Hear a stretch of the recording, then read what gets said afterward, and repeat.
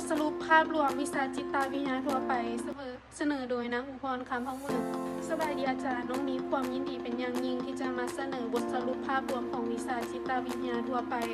เพื่อทำความเข้าใจเกี่ยวกับความคิดอารมณ์และพฤติกรรมของมนุษย์เฮายังเป็นระบบระเบียบและต่อเนื่องดังนี้หากเขาจะเริ่มต้นทำความเข้าใจเกี่ยวกับมนุษย์เขาต้องย้อนกลับไปเบิ่งรากฐานของจิตวิทยาซึ่งเป็นวิทยาศาสตร์ที่ศึกษาเกี่ยวกับพฤติกรรมและจิตใจวิชา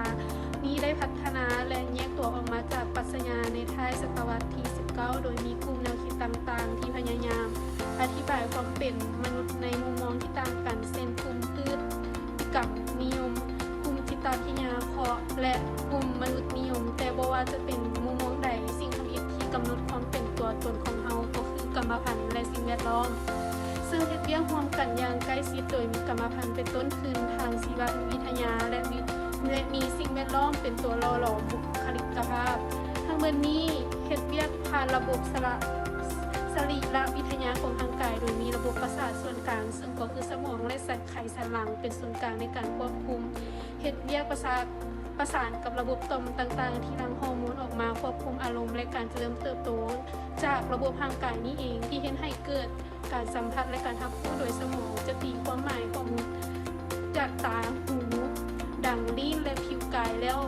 ส่งต่อไปยังกระบวนการคิดจินตนาการความจำและการลืมภายในระดับการใส่ใจของแต่ละบุคคลเมื่อร่างกายและสมองมีวุฒิภาวะที่พร้อมมนุษย์ก็จะเกิดการเรียนรู้ที่นำไปสู่การเปลี่ยนแปลงพฤติกรรมอย่างถาวรโดยมีสติปัญญาเป็นเครื่องมือในการแก้ไขปัญหาและปรับตัวซึ่งสติปัญญา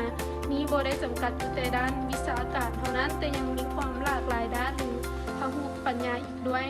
นอกจากด้านความคิดแล้วพฤติกรรมของเรายังถูกขับเคลื่อนด้วยอารมณ์และแรงจูงใจความฉลาดทางอารมณ์จึงเป็นสิ่งสำคัญที่จะช่วยให้เราจัดการกับตัวเองและอยู่ร่วมกันกับผู้อื่นได้อย่างมีความสุขทุกๆกระบวนการที่กล่าวมานั้นได้หล่อหลอมให้แต่ละคนมีคุณธาตุหรือลักษณะอารมณ์ที่ติดตัวมาแต่เกิดและนิสัยที่สร้างขึ้นภายหลังภายการอบรมบ่งสอนจนกลายมาเป็นบุคลิกภาพที่เป็นเอกลักษณ์เฉพาะตัวในการดำเนินชีวิตมนุษย์เราจะต้องเผชิญกับความเครียดและการปรับตัวเสมอเพื่อตอบสนองความต้องการตามลำดับขั้นตั้งแต่ความต้องการทางร่างกายไปจนถึงความต้องการพัฒนาตัวเองอย่างสมบูรณ์และเพื่อจะบรรลุเป้าหมายเหล่านั้นได้เราจึงจำเป็นต้องมีการฝึกฝนและพัฒนาทักษะทางร่างกาย